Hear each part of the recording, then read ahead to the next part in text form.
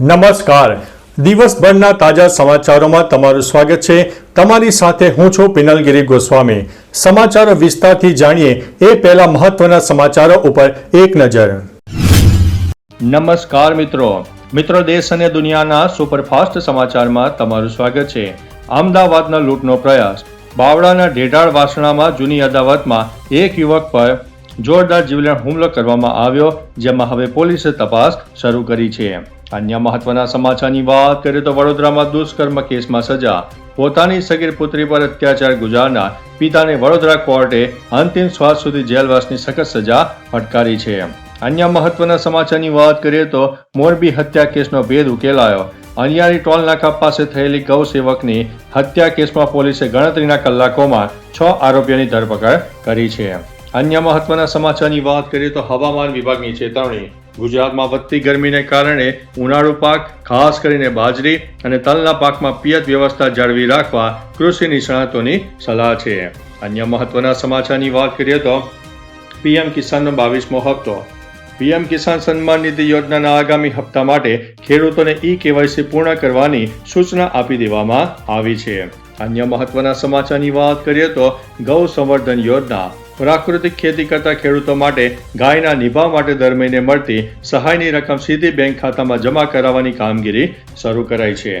અન્ય મહત્વના સમાચારની વાત કરીએ તો મુખ્યમંત્રી પાક સંગ્રહ યોજનાની ખેતરમાં ગોડાઉન બનાવવા માટે સરકાર દ્વારા 30,000 સુધીની સહાયની જાહેરાત કરવામાં આવી છે, જેથી ખેડૂતો પાકને સુરક્ષિત રાખી શકે. અન્ય મહત્વના સમાચારની વાત કરીએ તો આઈ ખેડૂત પોર્ટલ અપડેટ. ગુજરાત સરકાર દ્વારા ટ્રેક્ટર, રોટાવેટર અને ડ્રીપ ઇરિગેશન સિસ્ટમ માટે નવી સબસિડી યોજનાનો હેઠળ ફોર્મ ભરવાની પ્રક્રિયા તેજ કરવામાં આવી છે. અન્ય મહત્વના સમાચારની વાત કરીએ તો હવામાન અપડેટની.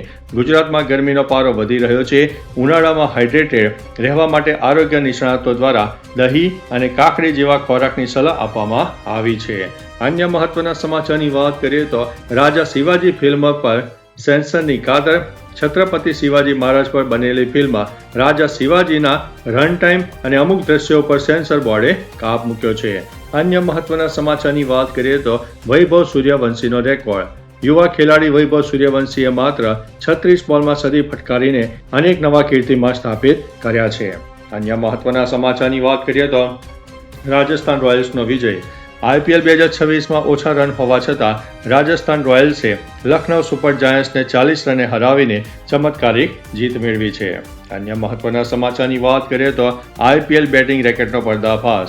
આંતરરાજ્ય આઈપીએલ સટ્ટાબાજ ગેંગના 5 સભ્યોની ધરપકડ કરવામાં આવી છે અને 3.92 કરોડ રૂપિયા જપ્ત કરવામાં આવ્યા છે. અન્ય મહત્વના સમાચારની વાત કરીએ તો નીતિન ગડકરીની મોટી જાહેરાત. દેશમાં બેરિયર ફ્રી ટોલિંગ સિસ્ટમ અમલમાં આવશે, જેથી ટોલ પ્લાઝા પર ઊભા રહ્યા વગર ટેક્સ કાપી લેવામાં આવશે. અન્ય મહત્વના સમાચારની વાત કરીએ તો વલસાડમાં ગમખ્વાર અકસ્માત. વલસાડ જિલ્લામાં વેન પલટી ખાઈ જતા 6 લોકોના કરુણ મૃત્યુ થયા છે. અન્ય મહત્વના સમાચારની વાત કરીએ તો સ્થાનિક સ્વરાજ્યની ચૂંટણી માટે મતદાન શરૂ થઈ ગયું છે. આજે ગુજરાતમાં 9,263 બેઠકો માટે મતદાનનું આયોજન થયું. 4 કરોડથી વધુ મતદારો પોતાના પ્રતિનિધિઓને પસંદ કરી રહ્યા હતા. તો ચાલો મિત્રો, ફરીથી દેશ અને દુનિયાના સુપરફાસ્ટ સમાચાર લઈને મળતા રહીશું. ત્યાં સુધી અમને રજા આપશો. નમસ્તે.